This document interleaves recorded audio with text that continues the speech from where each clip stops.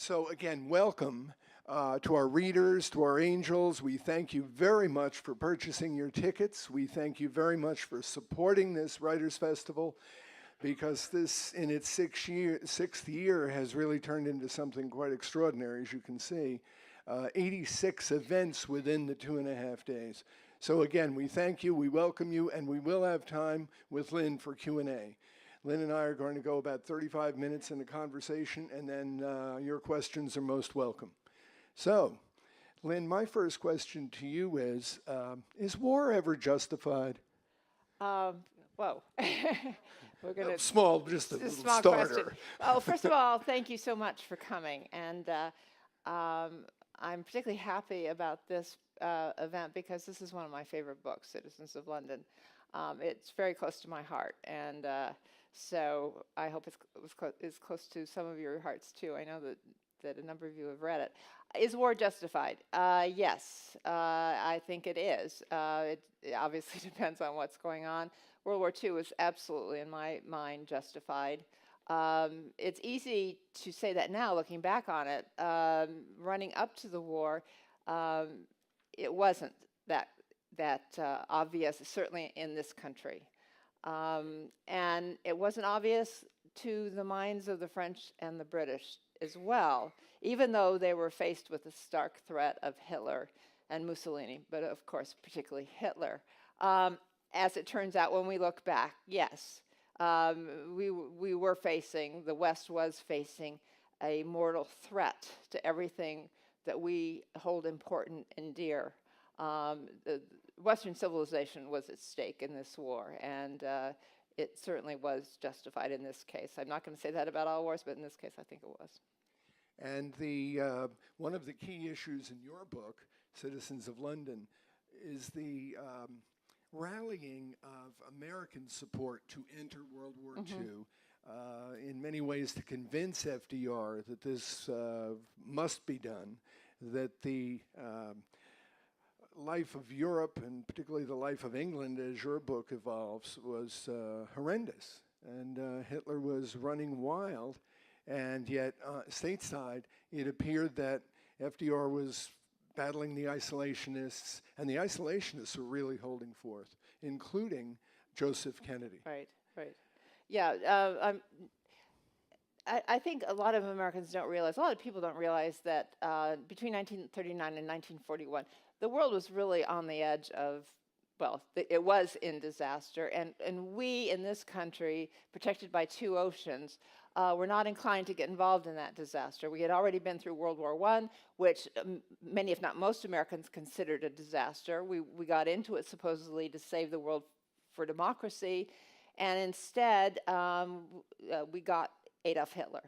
And so I would say most Americans really, they did not want to get in the war. They did not want to get involved in another European war. Let the Europeans battle it out.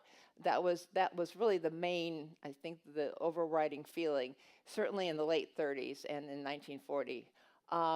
And so my book is about how, let me just set the stage a little bit.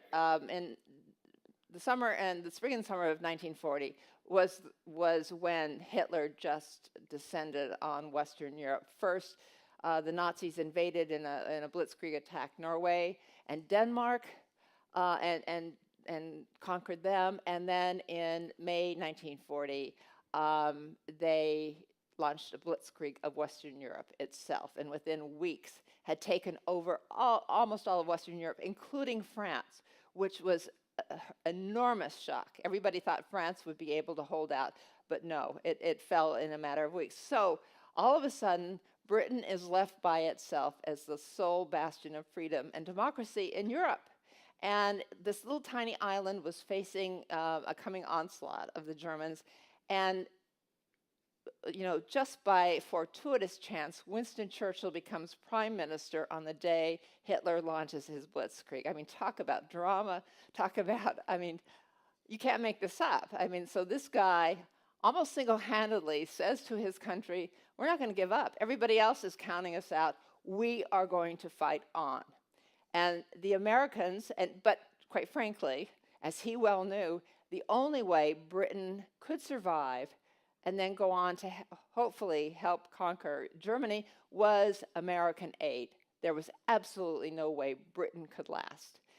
And so from the summer of 1940 till the to the winter of 1941, when we finally entered the war, there was this desperate attempt by Churchill and the British to get Americans involved in the war. And my book is about 3 Americans in England who were on the British side, who tried very hard and helped to succeed in getting Americans involved in at least giving aid to Britain, and then to finally getting into the war. And yes, Joseph Kennedy was an emblem of isolationism in our country. He was the American ambassador to Britain. He was convinced that Germany was going to win. He was convinced America should not get into the war. And finally, FDR got rid of him. He left in October 1940 at the height of the Blitz. You know, as German bombs are raining down on London, he leaves. And fortuitously, one of the main characters in my book, John Gilbert Winant, comes in to replace him. And we're going to talk a little bit more about him in a minute. Well, I mean, what a transfer of American presence in England, and what a transfer from an isolationist who probably thought that he might make some money in the war, Joseph Kennedy, and finally dragged back home across the Atlantic. And the stark contrast that you paint between Winant and Kennedy is remarkable. Winant had been the governor of New Hampshire, and a bedrock GOP kind of governor, except that very much on the liberal side in terms of, curing the ills at home and maybe spending a bit more and seeing if there's a social welfare net. And he was doing this in New Hampshire, I guess, with some success, and certainly FDR noticed that. Mm-hmm. And Winant is an interesting character, not much of a public speaker, but boy, his fury might have been not displayed quite well, but he was very effective. Oh, he was extraordinarily effective. And I'll tell you that how I came to write this book is I discovered John Gilbert Winant in doing research on a previous book. He, as David said, he was the least likely politician you would ever have met. I mean, the man when he got up to speak, couldn't put 2 words together initially. He stumbled and he stuttered, and people, I write in the book, people talked about how they were just straining, saying, oh, please, come on, you can do it, you can do it, you can do it. And then once he got into it, his passion just took over, and by the time he finished, people were on their feet applauding him. He was apparently, by all accounts, he was an extraordinary man.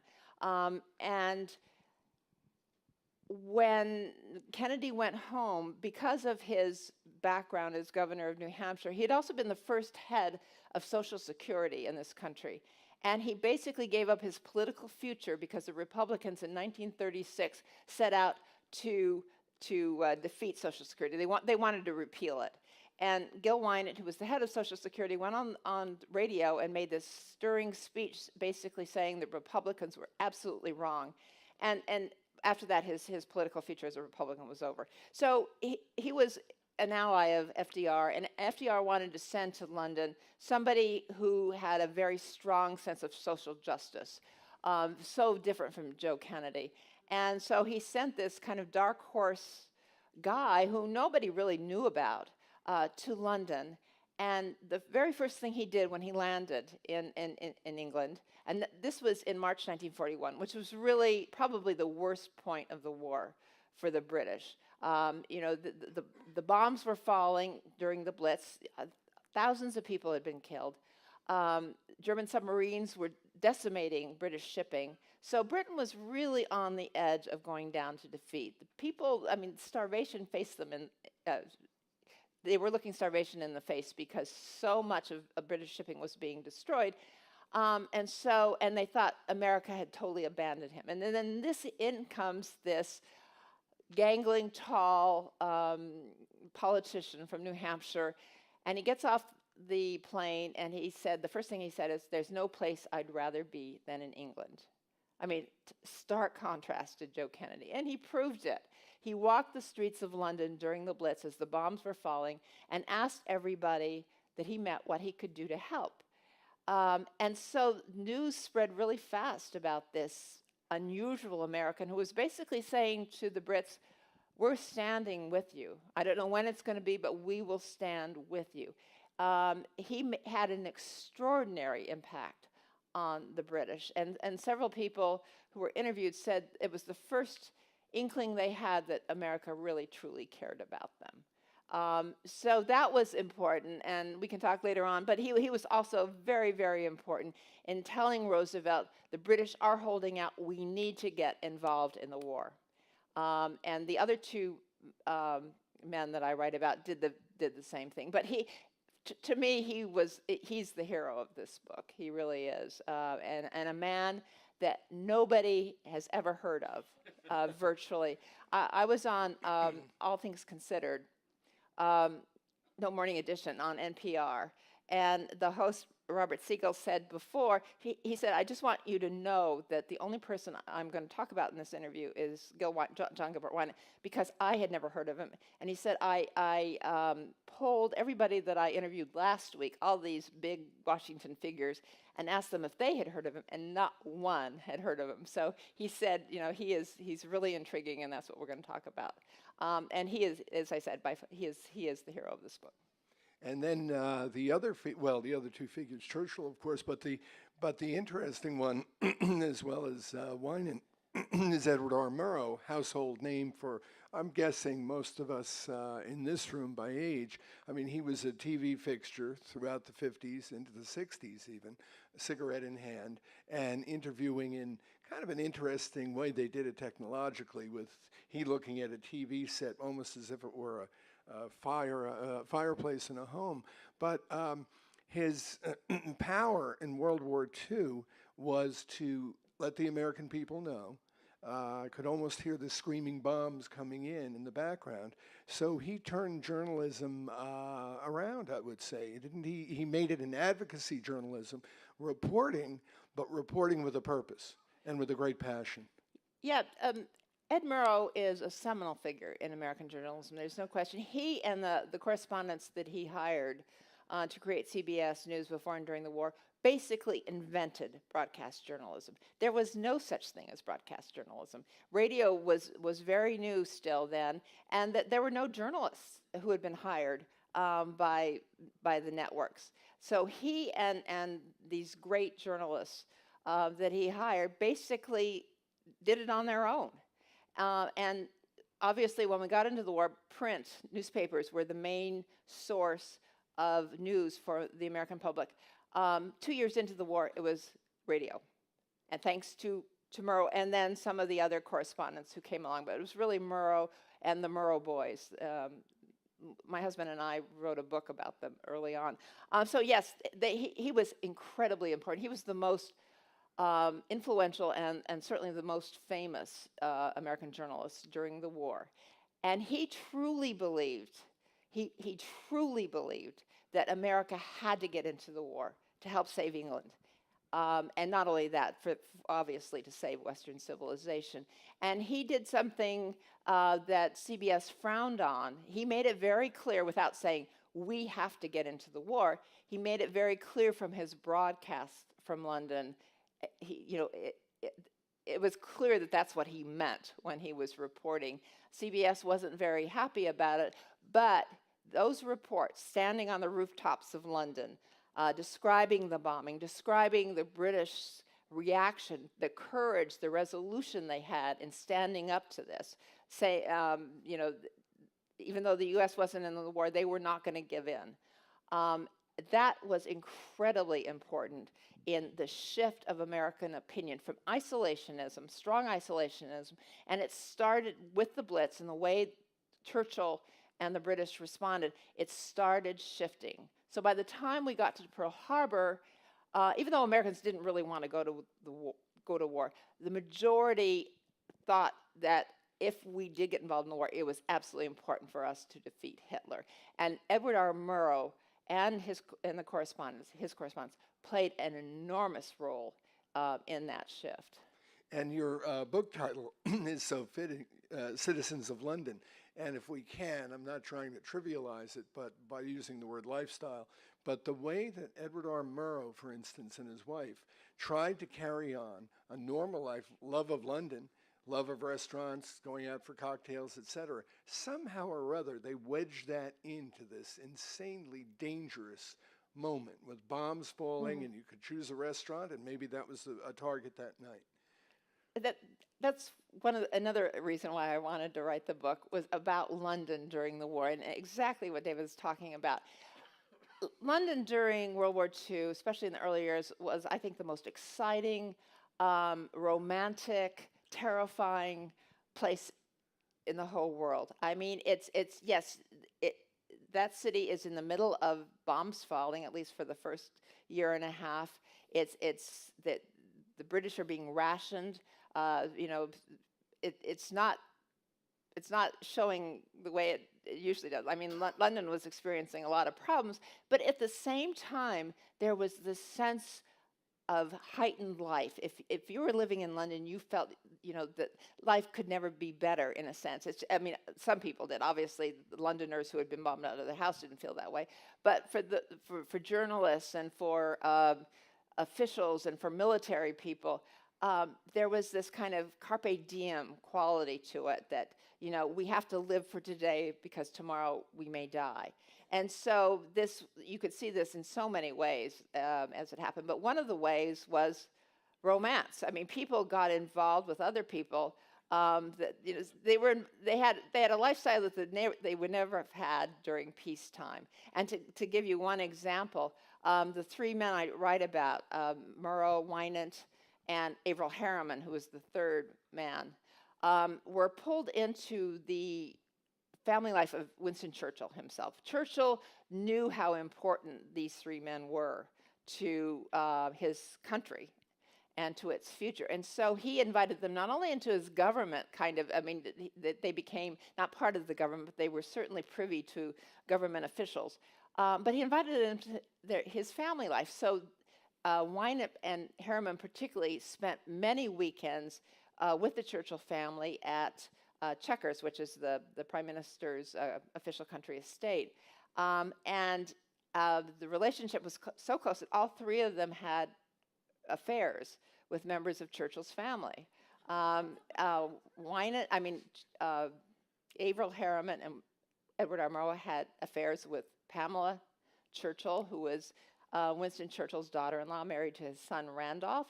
I should say not at the same time. It was sequential. Harriman and Pamela's relationship was very notorious. Everybody knew about it in London. Her husband was off in Egypt. And then Winant had an affair with Sarah Churchill, who was Winston Churchill's middle daughter. That was much more quiet. But it just shows what the mood and the air of London was at that time. And the interesting thing is that Churchill, almost everybody believes that Churchill knew about these affairs. And that it's really interesting because Churchill, he loved his son, he loved his family, but he was absolutely focused on his country's future. And basically, in my mind and in Pamela Churchill's mind, that he would have done anything to make sure that America got into the war. And if one way he could do that is to have his daughter-in-law and daughter very close to important Americans, that was okay. Whatever it took to get into the war.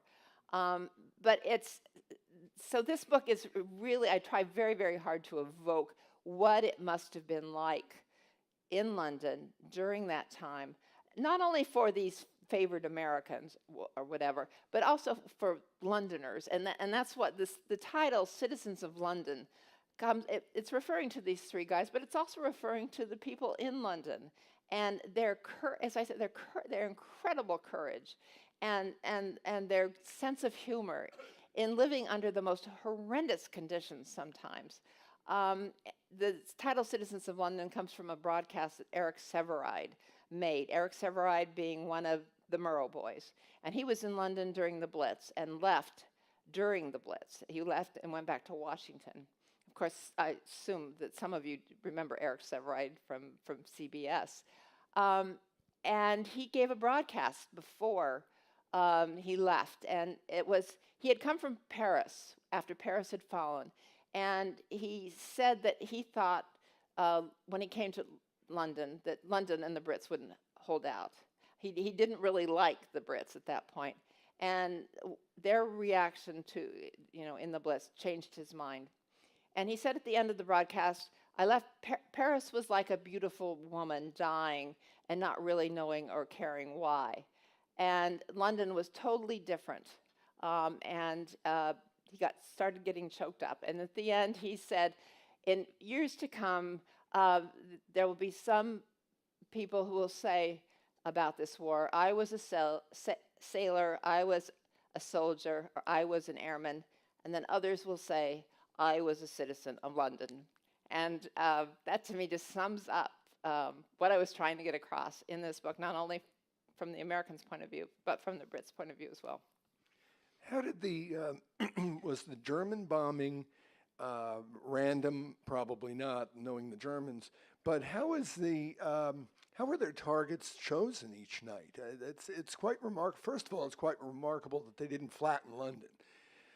18 months of this relentless blitzkrieg is just extraordinary. And as you say, the Londoners would come out in the morning and sweep up the debris and the glass and the bricks, and let's get back to work. Whereas the French, I guess, just kind of rolled over when Hitler rolled in. But how would what was the German thinking? I mean, what were the targets? Initially, when they first started bombing, they were bombing the airfields, and they were bombing and the factories.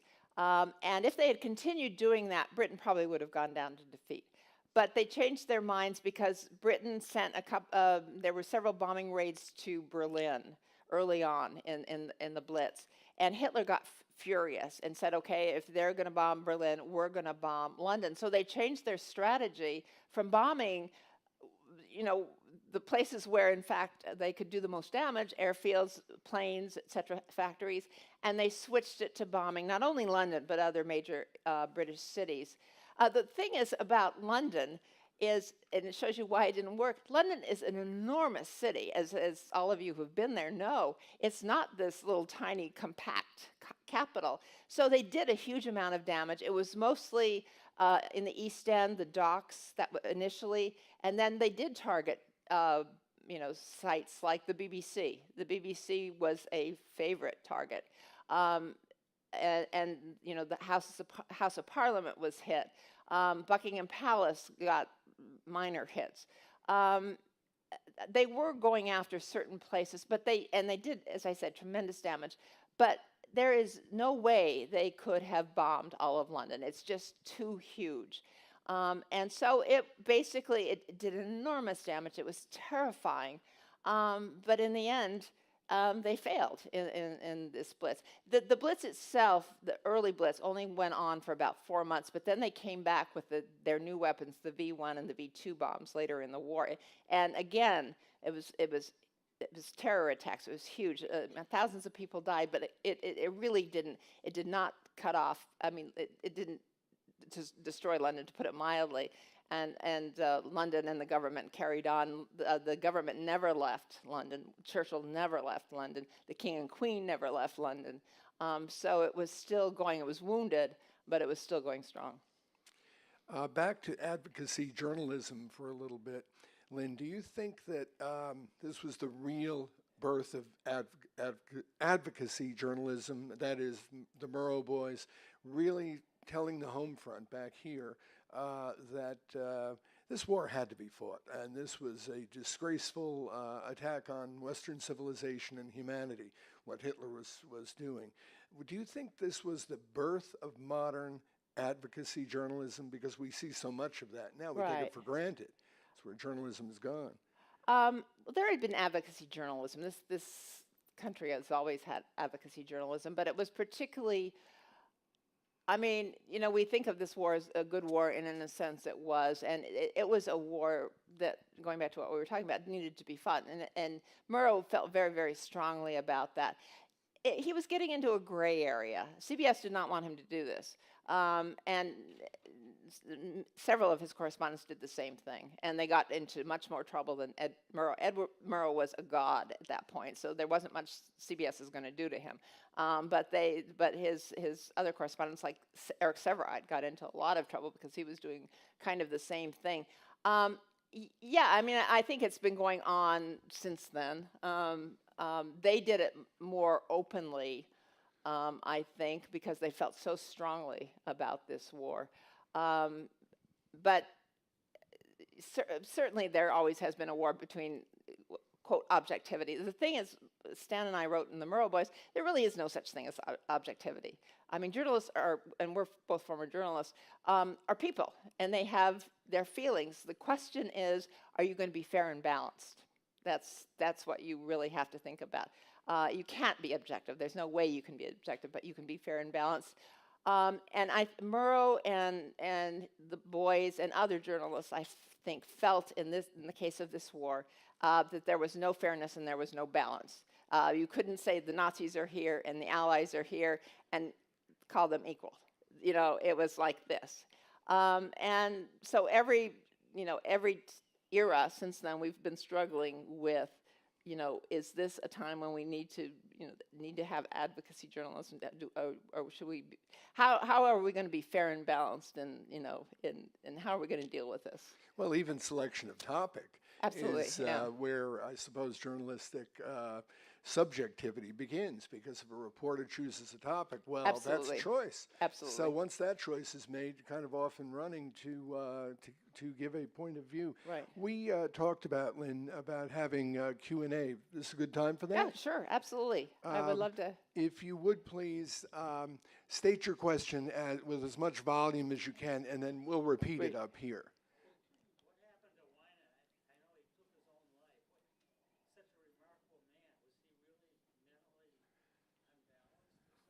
The question is, what happened to Winant, that he killed himself at the end of the war, and was he really mentally unbalanced? And the answer is he was a depressive to begin with. But he had so many things that had gone wrong with his life. I write in the book, and I think it's something that hasn't really been emphasized enough, is the toll that the war took on people, anybody who was involved, and obviously soldiers, but for people like Winant, people like, Eisenhower, the people at the top, they were living on adrenaline. They were working 18 hours a day under the most enormous pressure. And people talked about drinking too much. It was really, really difficult for everybody. It was hugely difficult for him. He was a workaholic. He did work about 18 hours a day. His affair with Sarah Churchill ended badly. He wanted to marry her. Never mind the fact that they were both married to other people at that time, but he was going to get a divorce from his wife. She was already separated from her husband. She was much younger than he. She had been, in the thrall of dominant men, including her father and including her first husband, and she didn't want that right then. She was an actress, she wanted to go back to acting. So it really destroyed Winant emotionally. And the last thing is, he was an idealist. He was very much involved in social justice. He was looking forward to a peace with economic and social justice. And his mentor was Franklin Roosevelt, his champion. Roosevelt died, Truman became president. Forget idealism, forget social justice. We were in the middle of the Cold War. Toughness was the law of the land, and that wasn't Winant. So he had nothing. There was nothing for him in terms of the government. So he just saw an empty life, and I think that's all those reasons contributed to his suicide. It was a terrible shock to everybody. And I think that's it contributed to the fact that he's so little known today. Nobody really knew him much in America because he was not, unlike Murrow and Harriman, he was not out there in the public eye. He stayed away from that. And his suicide, I think, kind of put the seal on his not being well known. How old was he? He was in his 50s. I think he was 59. He was not that old. Yes, sir. Bruce? Lynn, there's no question that the entry of America into the war was indispensable to victory by the West. Right. But while they weren't perhaps citizens of London in any sense you've mentioned, spend a minute on the indispensability of the Polish Air Force and forces in actually in winning the war, and certainly in the defense of Britain during the Battle of Britain.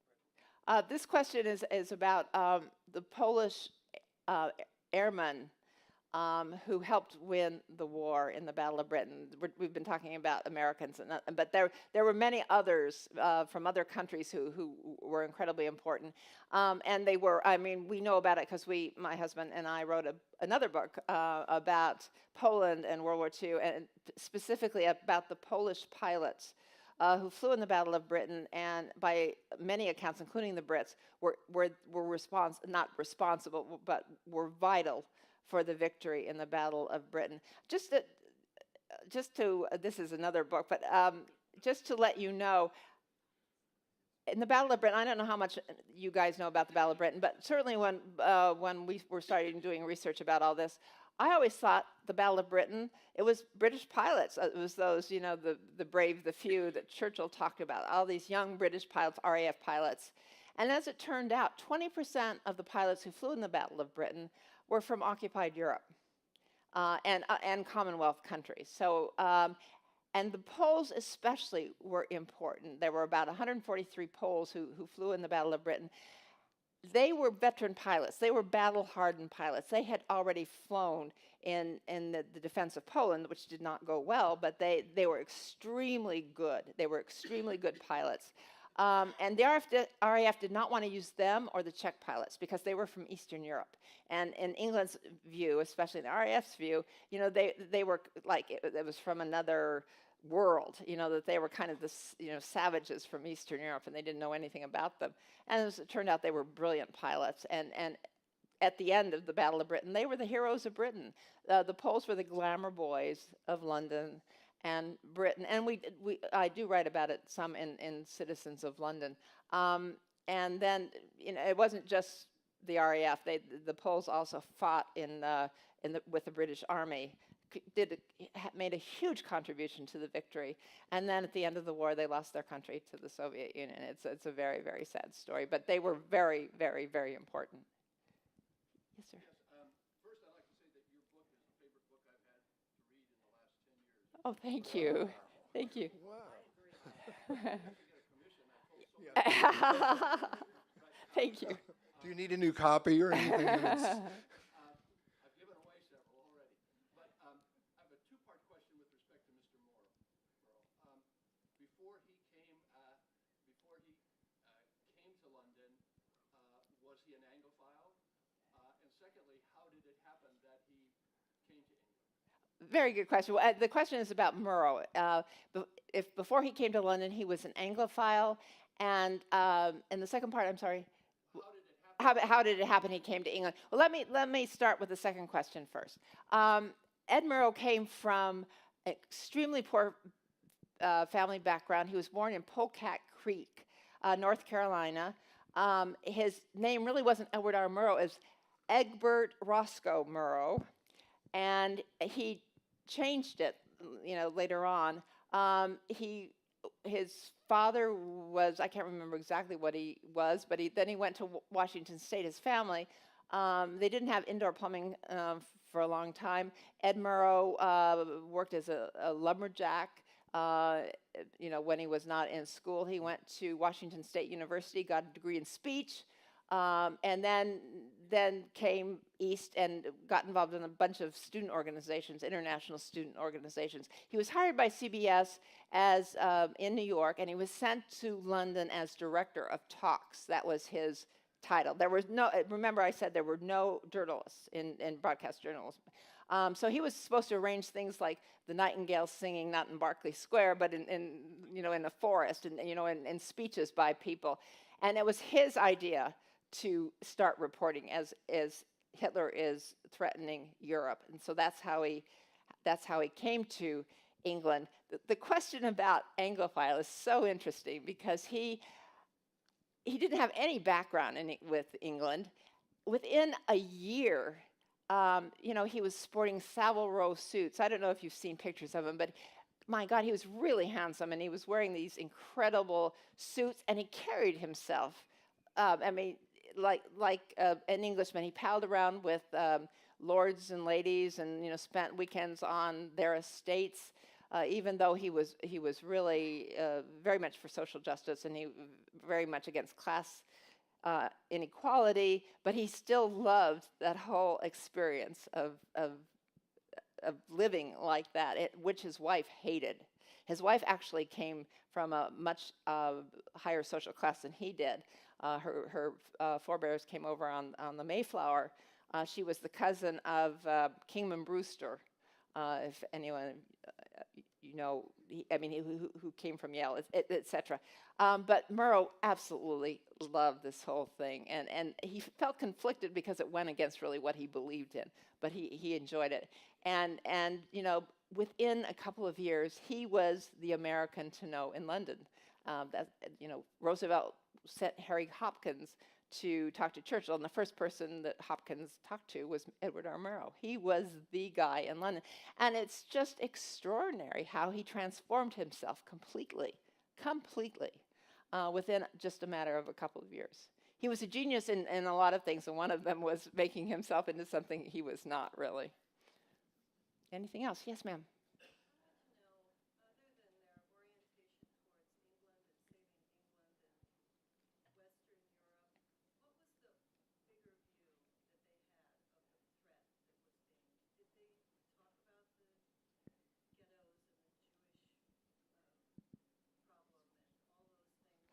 Okay, the question is what really united them in terms of what they were doing in terms of trying to get us into the war, whether it was beyond saving England. At that point, no. I mean, in terms of the Jewish question, that was really not on the radar screen at that point. People weren't really talking. I mean, it was going on, but they weren't, involved. And certainly the Roosevelt administration or the Churchill's government was not. They were not focusing on that, to put it mildly, and quite frankly, they didn't focus on it at all, really, throughout the war, even though it was brought to their attention over and over and over again. As far as Murrow gave a couple of broadcasts in the war about reports coming out about what was going on in Poland, about the extermination of the Jews, but there was very, very little attention to it on the part of the government or on the part of journalism at that point. Yes, ma'am. Yes, I'm curious what you're doing now. I know you wrote another book from the American point of view of World War II. Are many of your books about World War II? Almost all my books, many of my books about World War II, one am I working on now. All but one of my books is about World War II and Britain, and they kind of grew out of each other. I would learn something really interesting, like when we were doing the Murrow Boys, we learned about the Polish pilots, and so that led to that book, and every book has grown out of another book. I have a book coming out next month. It's about the French resistance. It's about the only woman to head a major resistance organization. She was 31 years old, and she led the largest and most influential Allied spy network in occupied France. And that grew out of my last book. But it's a great story. It really is. It's a really wonderful story. And the name is Madame Fourcade's Secret War. Her name was Marie Madeleine Fourcade, and it will be out March 5th. Yes.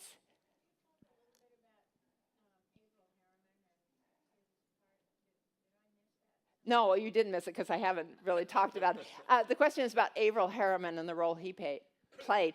Averell Harriman was the head of Union Pacific, very, very wealthy, and went over, desperately wanted to be part of the Franklin Roosevelt administration. Roosevelt had known him since he was a boy. He was not impressed with him. He didn't want him in his administration, so he sent him over to London to be head of Lend-Lease for the British. In other words, American aid for the British.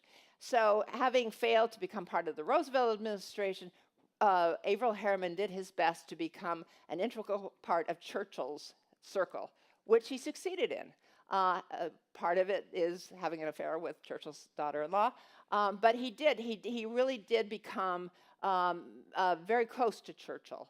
He had lots of money. He gave the Churchills lots of presents, like food, which was very scarce in Britain. So he did worm his way into the Churchill circle, and he basically tried to one-up Murrow. He tried to kind of take over some of, not Murrow, Winant, take over some of Winant's responsibilities and duties as ambassador. So they did not get along. The two of them did not get along. The interesting thing is, quite frankly, I don't like Averell Harriman. I mean, he was really, out for me. But he also really cared about Britain's survival. He really did, and he worked really hard to help Britain. He was named, in 1943, he was named ambassador, U.S. ambassador to the Soviet Union. And that's when he went to the Soviet Union. That's when Pamela decided to focus on Ed Murrow. But that's when Harriman started to make his way. I mean, that's when he actually started to become the diplomat statesman that he eventually became. And he was important. He played a very, very important role. But in those years in London, he was very much a thrusting guy who, was on the make and would do anything he could to be in the center of the action. He succeeded, and he eventually, became the uber diplomat, the uber statesman that he was at the end of his life. Yes?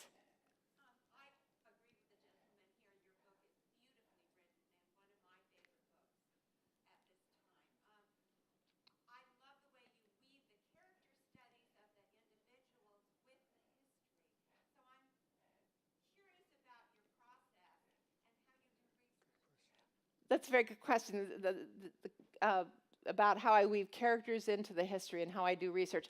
I won't do a book unless there are really compelling characters.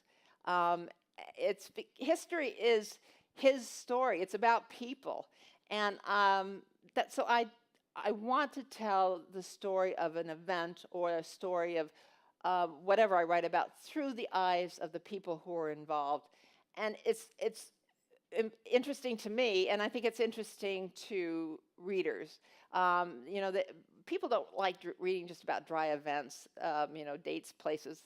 They want to read how all this stuff came to be, who were the people who were involved, who were doing it, the response to it, and so front and foremost are the characters. If there are good characters, then I will go forward. So, I use characters, and then I have events, and I don't know how I do it, but I do weave them. I mean, I actually do work very hard at doing that. My research, basically, because all these events happened so long ago, there are very, very few people to talk to now who were actually involved. I mean, almost all of them are dead. So I use a lot of primary research. I use archives, letters, diaries, particularly. The Brits during World War II are just a motherlode because they wrote endless letters and endless diaries. I don't know where they found the time. I mean, it's incredible. But that's what they did. And so when you go back and people have said that they feel that they're there sometimes in my books. And the reason that's true is because of those letters and diaries, because they write about what they had experienced that day, the bombs falling, etc. So, if you're a halfway decent writer, you can use all that wonderful material and make it fresh and come alive. We are going to wrap up now. We have 10 seconds left. And I just want to add my 2 cents to this, which is that, Lynne, not only do you write beautifully, and as one of the questioners said, you're weaving of people into your history, what you do is you make this history so important and so alive and so of this moment. And your enthusiasm today, we can't thank you enough. Oh, what a thank great you. presentation. Thank you. Thank you all very much. Thanks.